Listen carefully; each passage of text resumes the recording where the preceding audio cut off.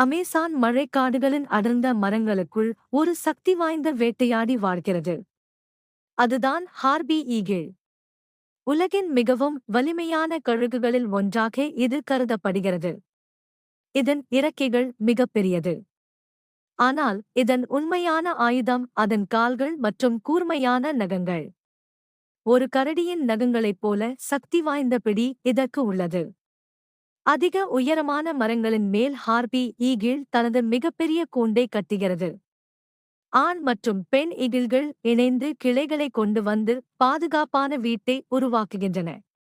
சூரிய உதயத்தின் நேரத்தில் இரு ஹார்பி ஈகிள்களும் இறக்கைகளை விரித்து அழகான இணைவு நடனத்தை செய்கின்றன.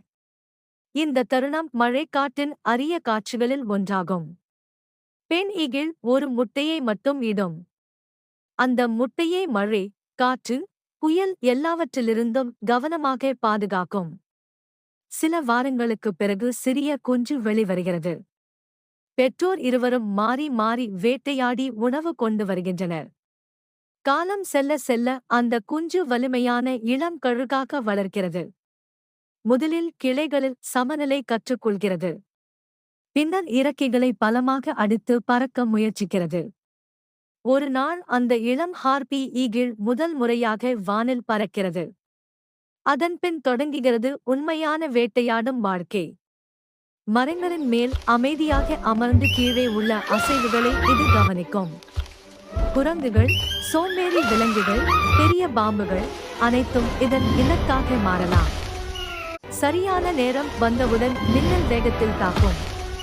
அதன் நகங்களில் சிக்கிய இரை தப்பிப்பது மிகவும் அரிது. சில நேரங்களில் மற்ற பெரிய பறவைகளும் இதன் பகுதிக்குள் நுழையும். அப்போது ஹார்பி ஈகிள் ஆக்ரோஷமாக போராடி தனது கூண்டையும் குஞ்சுகளையும் பாதுகாக்கும்.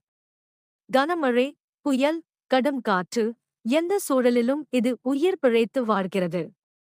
அதனால்தான் இது மழைக்காட்டின் வானராஜா என்று அழைக்கப்படுகிறது.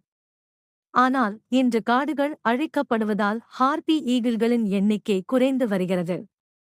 இந்த அற்புதமான வேட்டையாடியை பாதுகாப்பது மனிதர்களின் கடமை. மழைக்காட்டின் வானில் சக்தி வாய்ந்த இறக்கைகளை விரித்து பறக்கும் ஹார்பி ஈகிள் இயற்கையின் உண்மையான பேரரசன்.